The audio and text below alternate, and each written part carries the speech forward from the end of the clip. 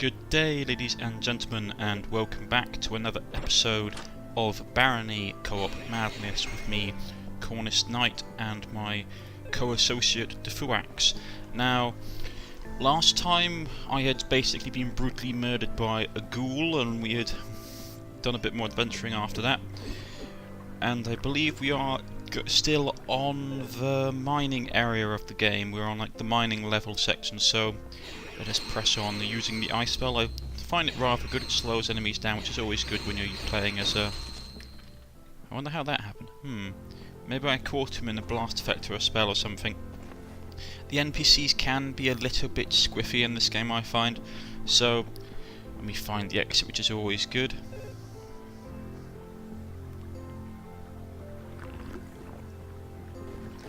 Finish of a succubus.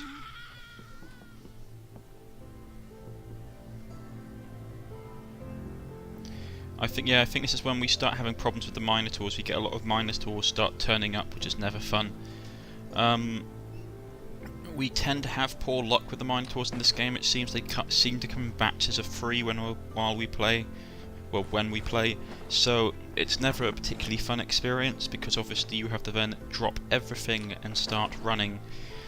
I'm not a particular fan of sort of trying to explore the level first. I'd rather just get through the level and just keep going. I know it wastes resources and items, but at the end of the day, I really don't want to fight the Minotaur. It's not an enjoyable experience for me. Until you get like high enough levels to actually fight the... I think the food even so food poisoning.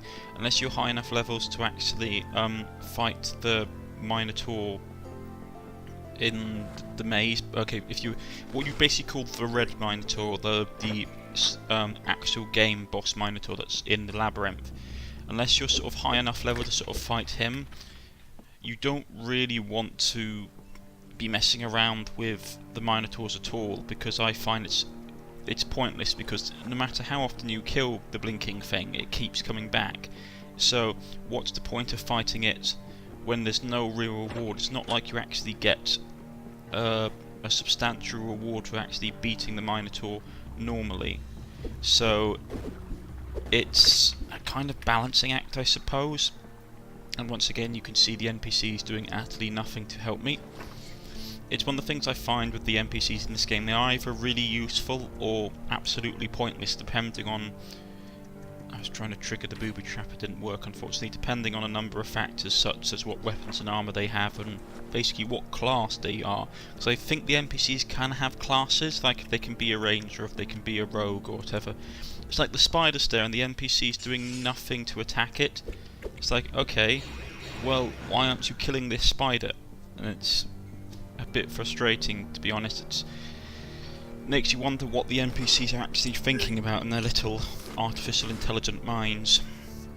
Because it would be really nice to actually have an NPC that attacked enemies when you're not looking, because it would be reliable. I mean, I have had it happen before, but it's a very sort of hit and miss situation. It's, okay, can I rely upon this particular NPC to get the job done?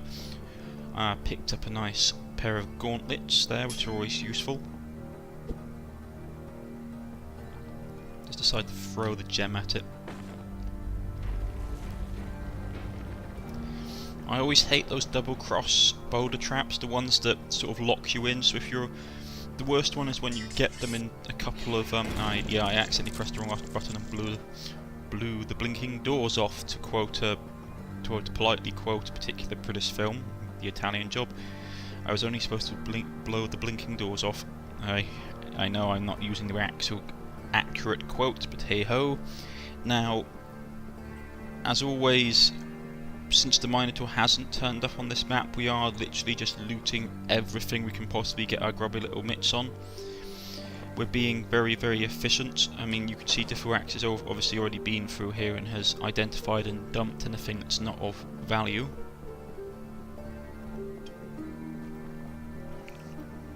And you can see him off in the distance sprinting which way and every way. Just pick up a quick kill now and there, because I'm still technically trailing behind him points wise, which is not a good thing. I never like trailing behind my partner when it comes to playing Barony in co-op, because the stronger your partner is compared to yourself, the harder it is for you to keep up, because obviously he's better at killing things than you are, so you want to try and stay level with him if you can. I'm now desperately trying to search for armour, because I'm literally I was up until this point wearing nothing but a cloak and trousers, so I was looking a bit weird for a wizard.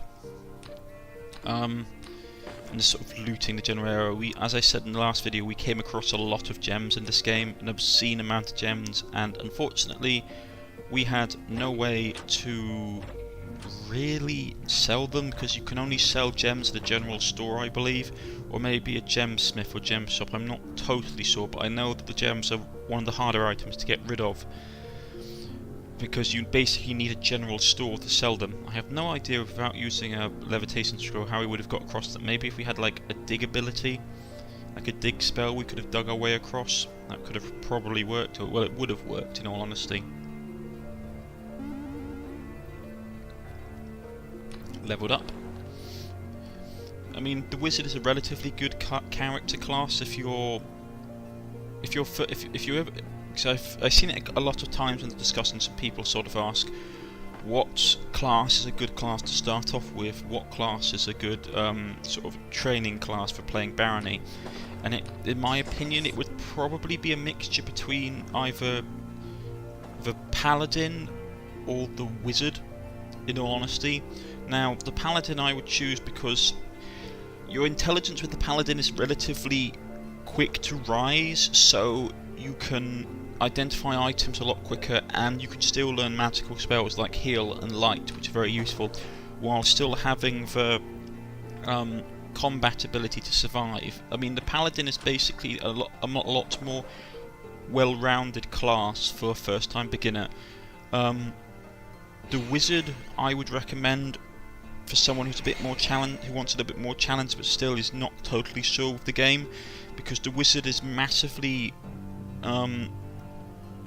basically range damage orientated. Nearly all of their abilities are in range damage and magic, as being a wizard you would expect at the beginning of the game. But their high intelligence means you can. Your high intelligence means you can keep plodding along at a relatively quick pace. You can identify a lot of items, and you can make yourself relatively survivable really quickly. The wizard, I find the wizard as a standalone character in this game very useful. You can get a lot done very quickly with them, as you can the paladins. They are very good sort of starting classes. Paladin is more survivable in some ways, due to the fact that you have a bit more health and you have a bit more armor. I mean, you have a lot more armor at the beginning of the game than the wizard does, plus that your melee skills tend to be much higher, so you can survive a lot easier in combat.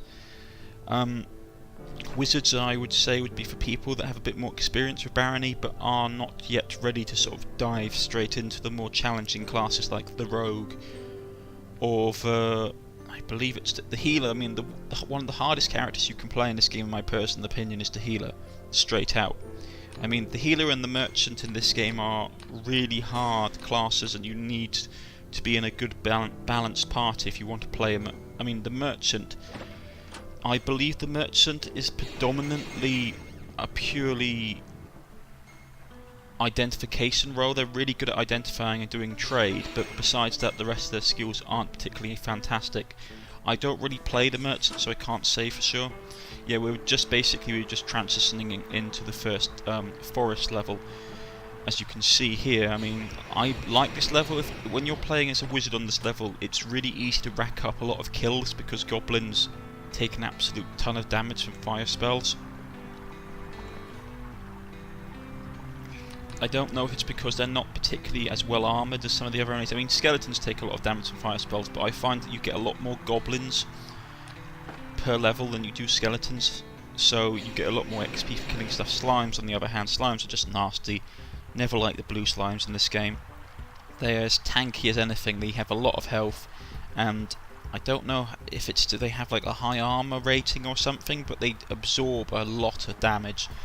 Plus you get them everywhere, so in the forest level, I mean, it depends. You can get some really nasty goblins, depending on your roll of the dice. You can get some really heavily armoured, magical, toting goblins in the game, which just are not pleasant at all. So yeah, you don't really want to fight those. Oh god, I hate blue slimes. Also, the problem with blue slimes, it's really hard to dodge their attacks because their attack animation is basically just them pulsing. It's not like you can see the enemy sort of winding up to hit you like you can with the other humanoid opponents, so it's a bit more of a challenge to make sure you don't die horribly. I always hate this level. I mean, I'm always paranoid on the forest level because of the boulder traps. The boulder traps on the forest level are really, really dangerous. If you ever get to this level, pay massive attention to your surroundings, because boulder traps will be the #1 thing that kills you straight out, bar none. The reason being, underneath the canopies of the trees, the boulder traps you can't actually see, so unless you get lucky and you just have an instinctive reaction of, I do not want to go underneath that tree, you really want to stay away from the boulder traps. We came across this is basically another one of these sort of like mini dungeon sections that you can occasionally get in levels, which are basically multiple rooms cordoned off. Now, I was a bit brave and decided that I was going to basically push my luck and try and go into one of the rooms on my own, which probably wasn't the smartest thing to do, to be honest. Finish off the goblin, get some good stuff. I'm really lucky that we get a really nice magical bow and magical staff in this. We had picked up I think a similar magical bow the last time we played, before the data became corrupted, and it was a really useful weapon for I think it was a wizard I was playing as, actually. Yeah, I was playing as a full-on range wizard last game, and the magical bow was really effective, and I really like them. I'm basically being really super cautious at this point, because what I don't want to happen is I don't want to drop the really powerful bow and the NPCs to pick them up, because that tends to be what happens, is that the NPCs will pick up the best equipment available to them, and I'm desperately trying to keep it away from them. I do like the glasses. I know the glasses in this game enhance your ability to identify items, but they do make you look really cool, just in my honest opinion. I do like this game a lot. I still argue, though, that they need to be putting some more content in, because I find that after playing it for a while, it can get a bit repetitive.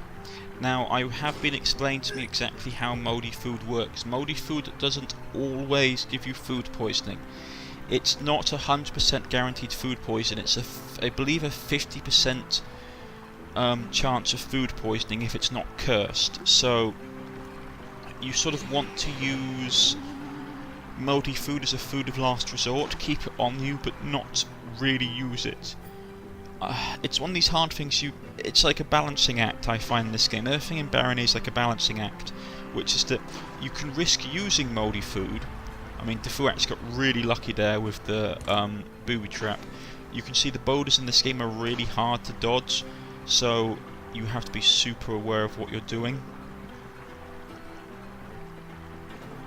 In all honesty, I believe I'd picked up an amulet of Olympic swimming by this point, but I preferred to keep the amulet of magical reflection on, just because, or magical resistance, just because magic in this game is overpowered to a greater extent. I know a lot of people think that's just all like, oh, magic being overpowered, it's like you get that in every game, but no, magic in this game is seriously overpowered unless you're carrying the right items, or you've got really powerful blessed armor or something like that. Magic in this game is actually pretty much, if you want to be able to get through the game easily, magic is the way you go. I mean, I just picked up the confusion spell, which is always a useful spell to get. Magic pretty much, and yes, one of my most favourite spells in the game is magical mapping, which you can see there. It's really useful, but I would strongly recommend, unless you have a lot of magical potions or potions of mana, only use it when the minotaur turns up, because it will take a massive amount of your MP to basically do it. Yeah, here we go. My pet hungers for your human flesh. And that's me just sort of popping the magical map, as you can see in the corner now. I'm not a fan of fighting the Minotaur. I've already said this in the video. If we can, I like to avoid him at all costs. Unfortunately, I don't realise that the exit... Well, not I don't realise, I sort of tunnel straight for the exit at the top left-hand corner of the map, thinking that it's going to be the easiest way out.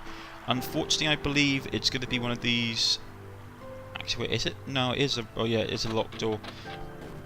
Anyway, I'm sort of here bashing down the door, not realising that they're already at the exit. So yeah, it's one of these things that you can easily really panic in. In Darkest Dungeon, one of the things that the Minotaur tends to make a lot of people do is panic. It makes me panic as well. I mean, what happens is that the guy that the dungeon master tells you that the Minotaur's coming, and you literally have the Fuex gets jumped by a troll at this point. I mean a ghoul. It's one of the things that you have to be careful about in the forest areas, is that the ghouls tend to be roaming a lot more. But no, I mean, it's one of the things that... See, look, we get the Minotaur again straight away. So now I'm completely out of mana, so I can't cast magical mapping, as I didn't expect it. So I think at this point we're sort of relying upon the Fuex to know the way out. I believe the better you get at spells, the less expensive spells become to cast, though I'd have to double check that with the Fuex. But a lot of the time I tend to like lower power spells. I wish I had Force Blast, or basically the basic Force ability spell, because it's very useful for dealing with with just single enemies. Fireball is great for stuff like trolls, but it's overkill a lot of the time with everything else, and it takes a lot of mana. Right, this is a level that I've never been to before, and yes, you can see it's absolutely crawling with booby traps. Now, I try and do the good old-fashioned throwing a rock trick, but I slightly screw it up because I throw it too far. I should have thrown it on the ground. Basically, this trap room is particularly nasty because you need to trigger it and then you need to run, because otherwise it does this and flattens our NPCs. The NPCs aren't great at dodging traps. Now, what happens here, I believe, is that we basically block off the entranceway into this particular. I think it's a special dungeon this particular exit leads to. I'm not particularly sure. It was the first time I'd ever been here, so I'd have to talk to Fuex about it. But we're desperately trying to get into this special room, and he unfortunately summons a succubus at this point. It's not a fantastic thing to happen. Succubuses are an annoying enemy, but not for the reasons that you think. Basically, succubi have relatively high armor and health, I believe. Well, I think they have high health, especially at the beginning of the game, in comparison to your character. But on top of that, if you wound them and they flee, they basically steal equipment. And yeah, here he goes. He clears out the trap. Now, this is going to be the end of the video, so press like if you've liked this video, or please press follow. I've been Cornish-Knight. I'll also catch you all next time on the next episode of Barony.